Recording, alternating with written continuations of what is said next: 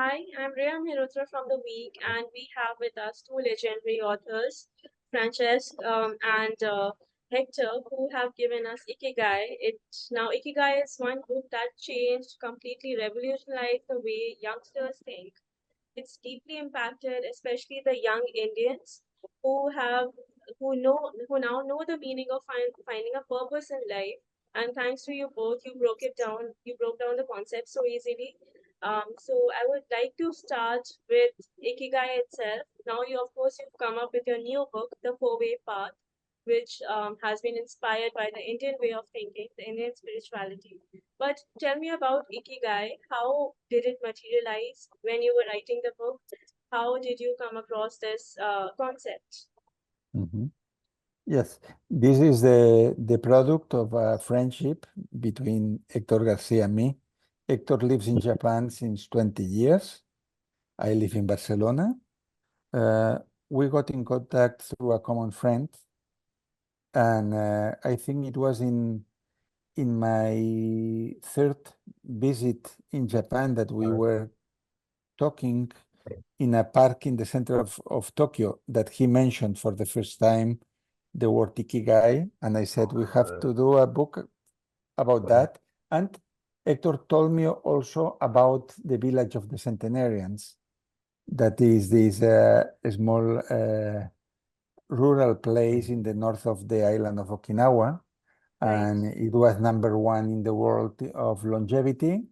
And then suddenly we had a big interest in learning about them, traveling there, doing field work as anthropologists. And this was the beginning of Ikigai. Maybe Hector can go on from there. Yes, and that was the beginning of our interest in the mysteries of life's purpose. We like to talk more about life purpose as the foundation to have happiness. If you focus only on happiness, you might have it only for a while, but not all the time. So we prefer to think about life purpose as the foundation. And that's how we came up with, now it has become almost like a philosophy, Ikigai. And we were always wondering why it's so popular. As you said, it's so popular in India and why it resonates with the Indian people. And that's why we wrote this new book dedicated to the Indian people, because we found that the Indian culture has a deep interest in purpose, in life purpose. So it's not only a Japanese thing, but it's also an Indian thing. But in India, you have other words and other ways of saying it. In Japan, you have the Ikigai way of saying it. Right, So, very true. But tell me, how did you two meet? And because your coming together has brought out beautiful books, very rich books. So how did Yes. you two meet, and how did you two find this common purpose of finding out more about life? Yes. Actually, I would say that books were the bridge between us, but different kinds of books in the beginning. Uh, Actually, before getting to know Hector, I knew his book, A Geek in Japan, and I recommend it to everyone because it's a very interesting culture book with a lot of little articles about what is Japanese culture, the ancient, the modern. And I have been always a traveler, and I love to read this kind of books. And when I discovered the book of Hector, I was very enthusiastic about that, and I recommended to many people. And A Geek in Japan was an important book for me as a traveler. And when we met, then he knew things that I was writing, like a novel called Wabi Sabi that takes place in Kyoto. So I was by that time more with novels, and Hector was more a photographer, a journalist about Japan, and he's engineer. I am a philologist. So we come from different fields, but our characters and our styles combine very well together because Hector is like the scientist. I am the narrator. But after that, also in our first meeting, I was encouraging Hector to write his first novel, and in the end, he published that, and it has been a very beautiful process to see him grow in a different way of writing, not only nonfiction but also fiction. Yes.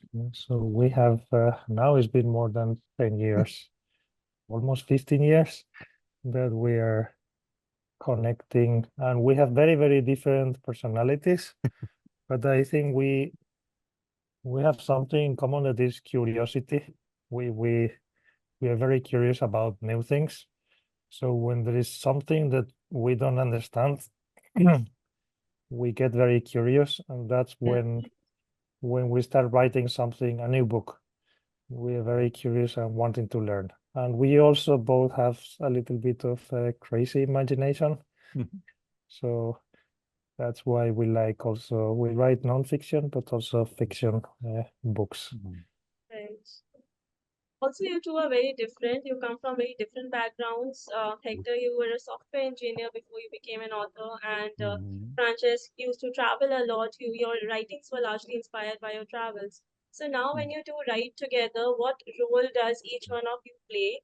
I mean, who's the one to take lead on the travels and give ideas about where you should go next? Francesc is traveling all the time. Yes, yes. And Hector traveled a lot when he was very young because he was working in the CERN, the particles collisioner in Yeah, Geneva, in Switzerland, and after in Japan. Now maybe I am traveling quite more. And yes, the thing is that we live in very far away countries, and we meet normally once a week in my morning, and he's already in the evening. And every week we meet for 1 hour maybe to talk about our readings or discoveries, to edit together the text. So it's a very passion work what we do together, because maybe every week we are commenting one chapter, and so we need many weeks to complete a project. And we have also a pen name. We have the books as Hector Garcia and Francesc Miralles, but have also Suzuki, that is an author also published in many countries, also in English, and I think in India is already about smaller topics, also about Japanese culture. right. So for this book, The Four-Way Path, that's coming out probably next month. So you traveled to India to research for this. In 2019, you write in the book. So where did you all go, and who did you all meet? Who inspired you, and who did you talk to essentially for the book? Yes, maybe I can answer that, and Hector can complete with. He's been studying very deeply Indian literature. Maybe you can start with that, and I will explain my many travels through So India. I did the book. I did a lot of reading about the Purusharthas philosophy and books. And Francesc is the one who you went the first time you went to India 20 years ago is when you Yes, became a writer. yes, It inspired you. 25 years ago, Wow. 1999 or so was the first time, and maybe I have been in India 10 times. But when I was a teenager, my authors were Jiddu Krishnamurti, Ramana Maharshi, the Buddhist books. So I have always been very attracted to the ancient Indian philosophy. And Hector, for this book, he has done a lot of research also in modern authors like Shashi Tharoor and Yeah, other ones. the main person we have to say thank you is Shashi Tharoor, who he wrote a foreword for us. He has curated the book, actually. And he has many. I haven't read all his books because he has many, but I think I read almost 10 books of Shashi Tharoor to understand like Indian culture. I think it's one of the writers. It's very difficult to find books about Indian culture written in English. So there are not many out there. So Right, that helped me a lot. right. Also, what about the places you went to while you were in India? Yes, the first time I was in India, it was by the end of last century. It was a very big trip after giving up my job as publisher.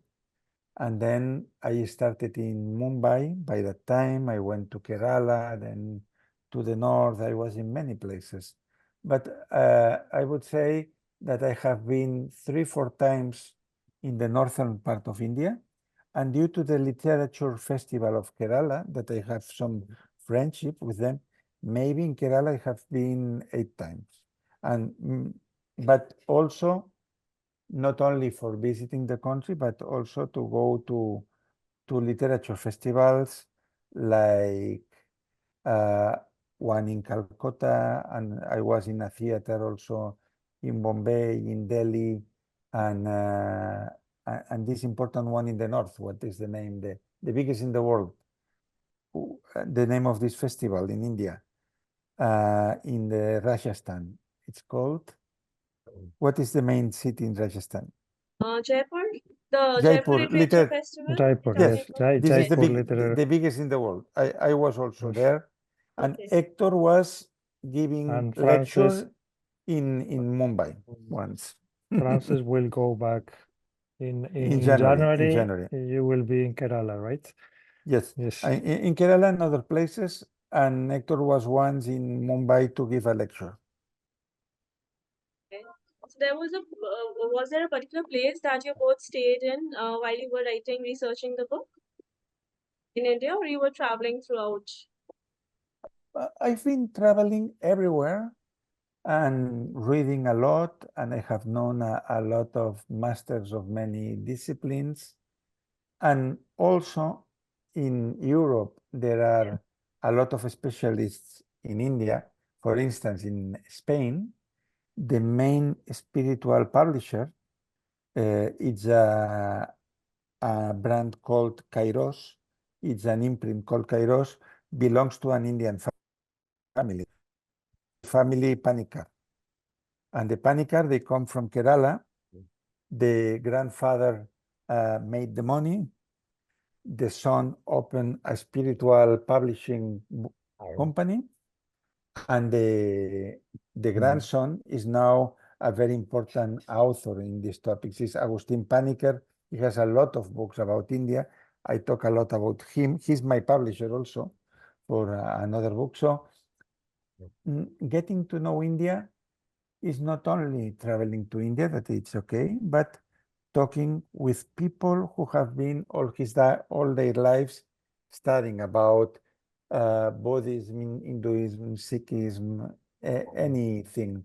And what I think is interesting of the Four Purusharthas is that not only focuses in traditional Indian knowledge, wisdom, but Hector uh, introduced also a chapter about the new Indian leaders, like the one in Microsoft and other important CEOs that are directing technological companies. And it's interesting to see this new kind of leadership and not speaking only about attachment and all the things.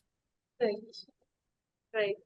But I want to ask you both, while you've written Ikigai and now this book, which is very, very rich in knowledge, ancient culture and knowledge of both the countries, what have you both gained personally from it? Has have the principles of Ikigai, been applied to your lives as well? And now that you've also researched about Indian culture, so how has Japan's and Indian, way of thinking impacted you both? Has your life changed in any way? Hector?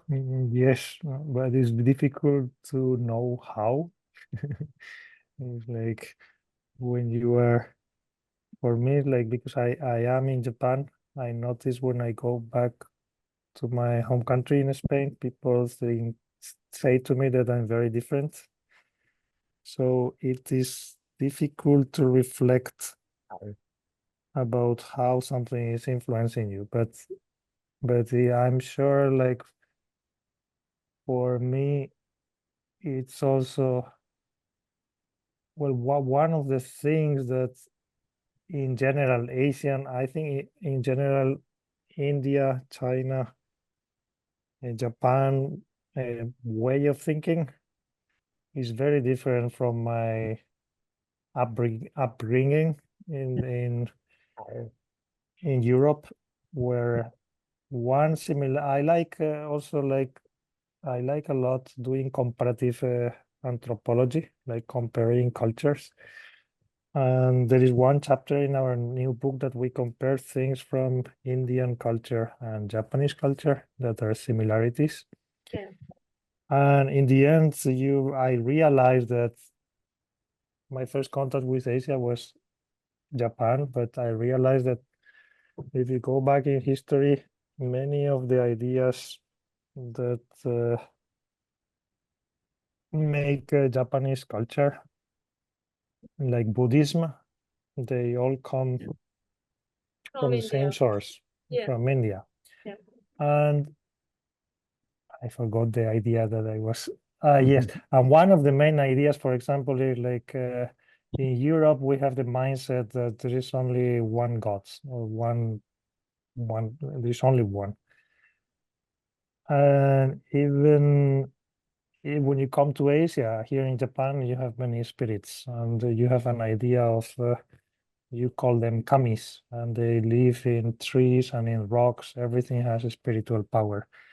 And in India also you have many, many, many beliefs. Also, India is like you cannot think about India in one thing. It's like you have many. In fact, now you are the most populated country in the world, so you can think of it almost as a continent. And also there you don't think about there is only one God. There are many deities, and there is a whole everything is more flexible. So that's something that would be the word. I've become more flexible in my beliefs and more like, okay, it doesn't have to be only this way. That's one of the things. And in my daily life, I'm much more aware. In Ikigai, we talked a lot about health. And also there are many things in India, you have yoga and many other disciplines that you integrate breathing and movement Yes. of the body, like both things. So I become more aware of not only I used to do exercise, but now I focus more, okay, while I'm doing exercise, I should focus also on breathing. And now I also focus, okay, I have to do more flexibility. So I'm more aware of like how I take care of my health. That also comes in Japan. We have Radio Taiso, that it was when I looked at history, it was also inspired by Indian yoga. Like it's like a Japanese exercise that everyone does 10 minutes. No, well, everyone, I shouldn't say everyone, but many old people do in front of the TV to keep their health. So I'm much more aware about my health, and I'm much more aware that people's beliefs can be very, very different and flexible. Right. Mhm. Right. And that's Frances, would you like to add to that? Any personal change you've Yeah, noticed after you've written for these me, books? it's very interesting because I remember my first trip in India that was very long. There was a restaurant Yeah. in the south. I think it was in Rameshwaram, and I found for the first time of my life, and for the only time, a Japanese with broken nerves, shouting and screaming. He was crazy because for a Japanese person coming to India, you must think that when you go to Japanese cities, silence is everywhere.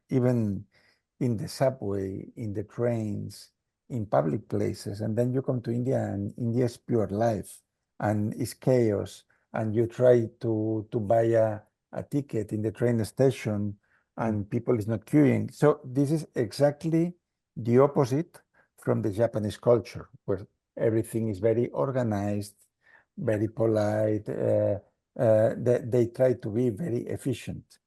Yes. But I find there is something quite in common between Japan and India, and not only the influences, because Buddha was born in India, and Zen philosophy is very important in Japan. It's an Right. adaptation, yes, and many other things. Yoga is very popular in Japan also. But what I find common in respect to the Western countries is that in Europe and United States, people is very individualistic. So it's Yeah. me, and I want to have the medal, and this is me, what I did, and everything, everyone is fighting to have the merit, to have the honor. And in Japan, the companies, Hector can tell it better, everybody work together in teams. Us is more important than me. And in India, somehow it's like this, maybe not in companies, but in the social structures. So in Europe, you meet a lot of people who are alone, who feel lonely. But in India, still families are consistent. The groups of friends are meeting very often. So what I find in common in the Eastern culture is that the group is more important than the individuality. Right. But should I say that you both have found your purpose in writing and finding out about new cultures? Yeah, yes, But that for sure. Yeah. Yes, What about exploring more of writing. Asia? Are you going to any other place other than India now that you've written about I Japan and think, India? not for I writing, think, but for instance, the brother of Hector lives in Thailand since very, very long. And Yeah. so Francis and has been I have everywhere. traveled in China 6 or 7 times. I love the Eastern countries, and maybe in Japan I was 10 times and India 10 times, but it doesn't mean that we Maybe are we going can say now we have an interest in Korea, so in Korea. Yes. we might write something about Korea next. Yes. Korea and Thailand are your next haven, should I say that? No, no, Mm, I don't think we are going to write about Thailand Yeah. because it's Korea uh, maybe Yeah. might be. Korea is more near to the contemporary culture that we are interested, to new Yeah. philosophers, the influence that we are receiving culturally through books, movies, TV series, they come more from Korea. From Thailand, I have traveled in Thailand, and Hector too. We know maybe the landscapes and the places, but we don't have a deep knowledge of the culture. Mhm. Okay. But where there are always fears of cultural appropriation, you both have come together, and your books have been loved by everyone, be it in Japan or India, and of course everyone has accepted them. So how did you ensure that there were no instances of maybe upsetting Mhm. one set of people or culture? Mm, So how did you achieve that? Because it's been written Yeah, beautifully with respect to both the cultures.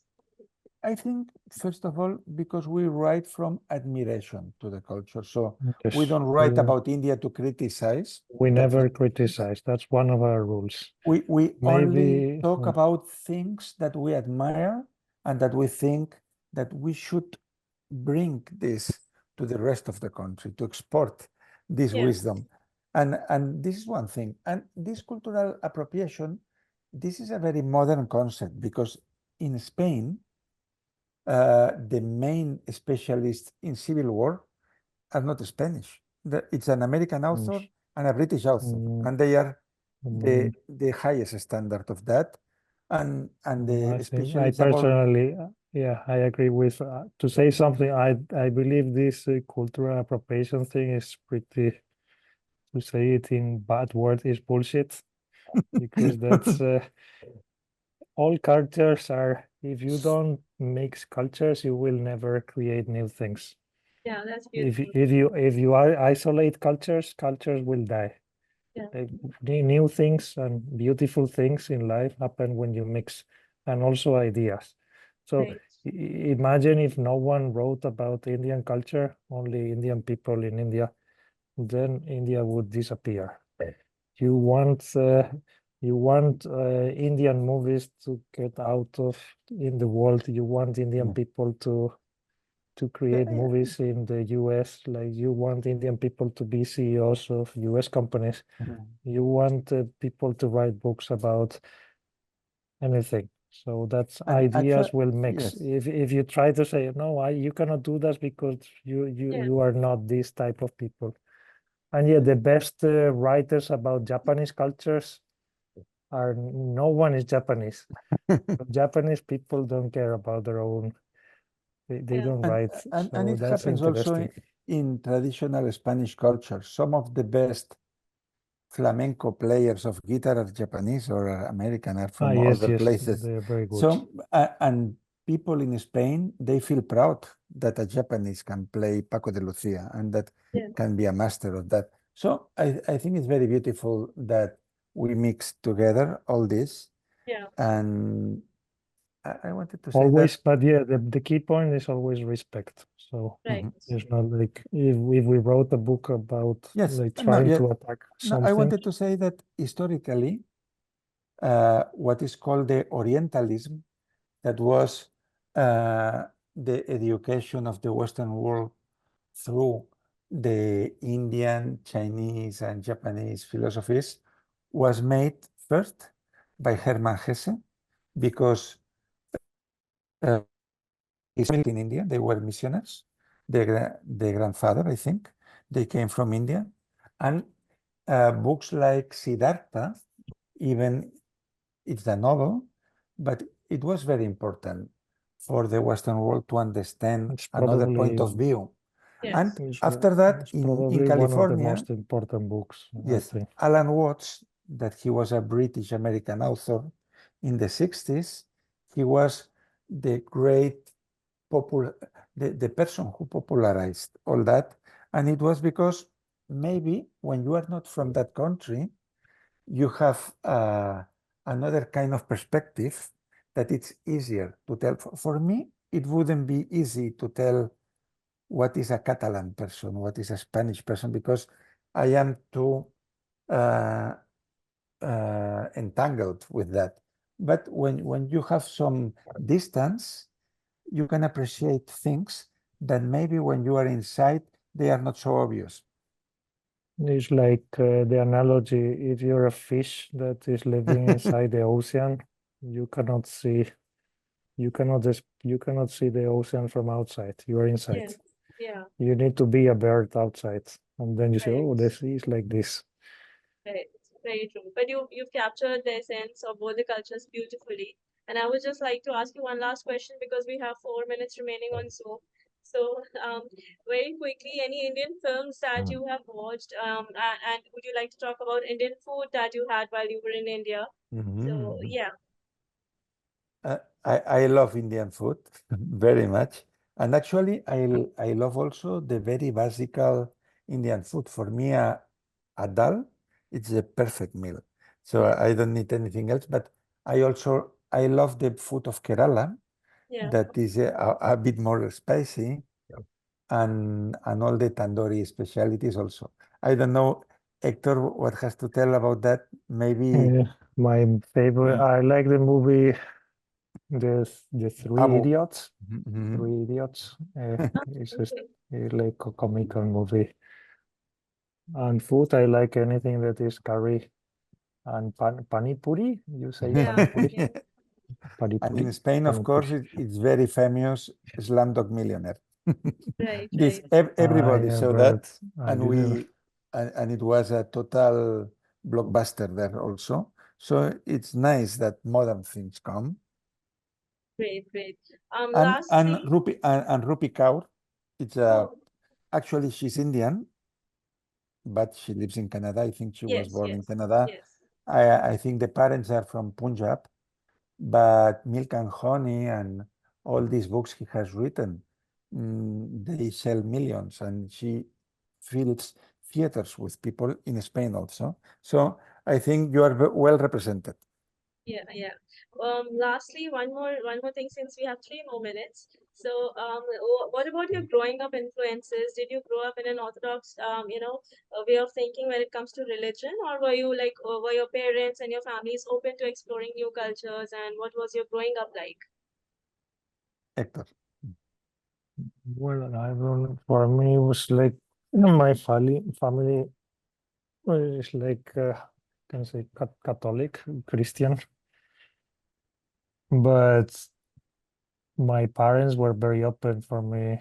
I think my story, like, I didn't care about, I started reading science books and I became like more like a believer in science. And only lately I'm becoming more interested in learning about now. In fact, I'm writing, well, I wrote last year a book about Shintoism that might come out, I think, next year. So I'm learning about different, in this book, I learned a lot about Hinduism that I didn't know. In Japan, we have Shintoism and Buddhism. So I like learning about everything. And I like finding the commonalities. So I'm very like, it's very mysterious for me that there's one common thing that all human beings, they have different beliefs or religions, but there are some common points that everyone, okay, there is like some Right, mystery there. right. And what about you, Francis? Yes, I was educated in a Catholic school. By that time, it was Franco time. It was a dictatorship, and almost every school was Catholic. So you were obliged to go to church and that. Mm, and personally, I like Jesus as a philosopher. I don't believe in afterlife. I don't believe in resurrection. So I take Jesus as a great thinker and a great moralist. I like his philosophy of giving, of sharing.